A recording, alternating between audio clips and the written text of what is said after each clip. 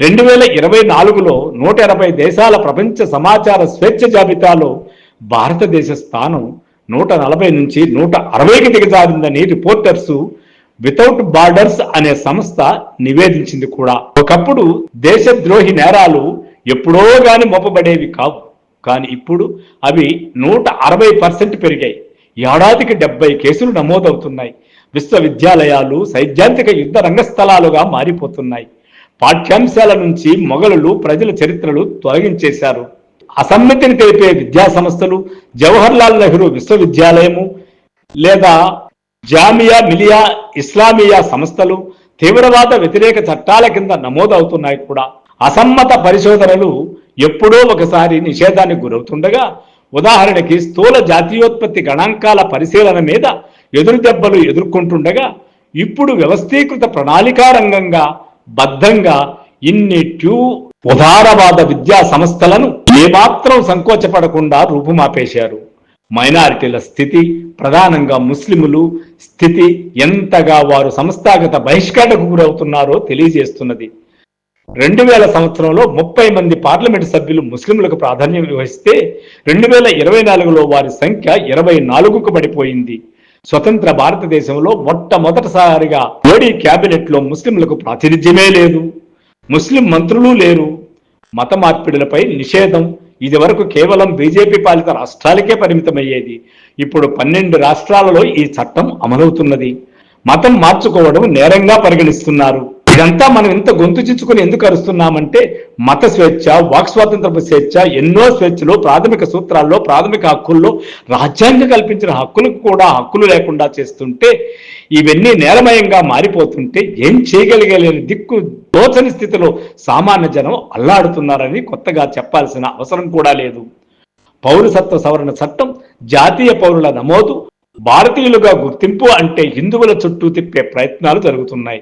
కర్ణాటకలో హిజాబ్ నిషేధం, జ్ఞానవాసి మసీదు వివాదము ముస్లింల పౌర హక్కులపై దాడిని మరింత తీవ్రతరం చేస్తున్నాయి.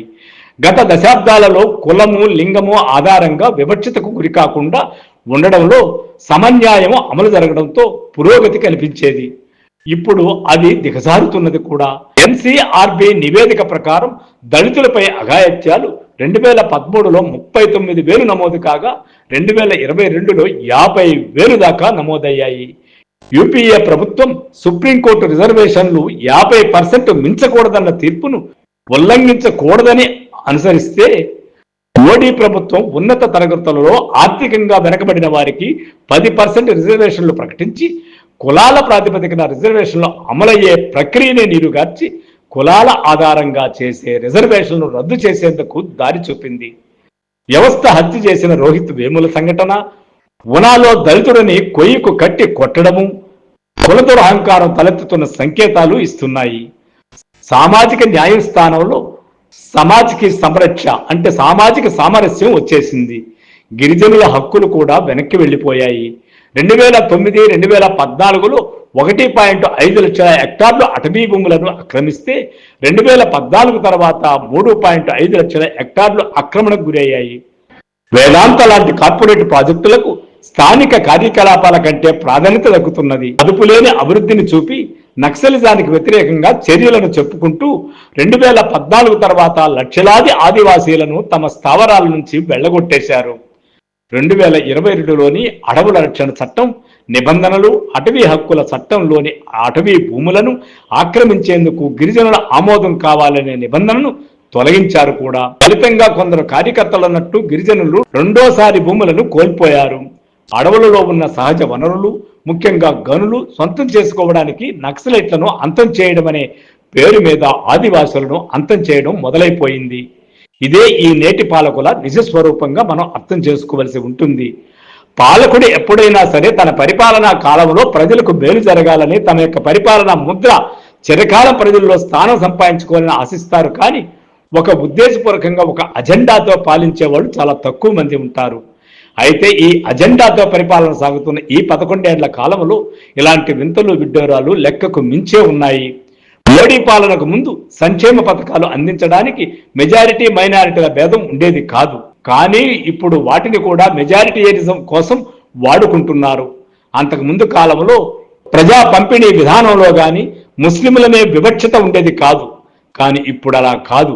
అనేక బీజేపీ నాయకత్వంలోని రాష్ట్రాలలో సీఎం కిసాన్ ప్రయోజనాలు ముస్లిం రైతులకు అందడం కూడా లేదు. మొదట్లో బాగా నడిచిన తరువాత ఉజ్వల పథకం మసగబారిపోయింది. ప్రయోజనం పొందిన వారిలో 25% మంది మళ్లీ కట్టిపుల్లలు వాడడం మొదలుపెట్టారు. సంక్షేమ పథకాల పంపిణీ బాహాటంగానే మత ప్రాతిపదికన అందజేస్తున్నారు. ఉత్తరప్రదేశ్లో 80 వర్సెస్ 20 అంటూ ముస్లింలను కించపరుస్తున్నారు. సాంస్కృతికంగా దేశాన్ని పెద్ద ఎత్తున సజాతీయీకరణ చేశారు. హిందీని బీజేపీ జాతీయ భాష చేసే ప్రయత్నం వల్ల ఈశాన్య రాష్ట్రాల నుంచి, తమిళనాడు నుంచి తీవ్ర వ్యతిరేకతను ఎదుర్కొంటున్నారు. రాష్ట్ర ప్రభుత్వాల మద్దతు ఇచ్చే హిందీ పండుగలు, స్థానిక జానపద సంస్కృతి, ప్రాంతీయ సాంప్రదాయాలను ఆవరిస్తున్నాయి. అదే సమయంలో ఎంఎఫ్ హుస్సేన్ వంటి గొప్ప కళాకారులు చనిపోయిన తర్వాత కూడా నిందలు ఎదుర్కొనే పరిస్థితి. కేవలం సైద్ధాంతిక విభేదాల కారణంగా పా వంటి ఉత్తమ చిత్రాలను నిర్మించిన రంజిత్ వంటి చిత్ర నిర్మాతలను బహిష్కరిస్తున్నారు. బహుళతత్వాన్ని కాపాడుకునే బదులుగా ఒకే దేశం, ఒకే సంస్కృతి అనే చిహ్నాన్ని తమ విధానంగా నేటి పాలకులు ప్రజలపై రుద్దుతున్నారు.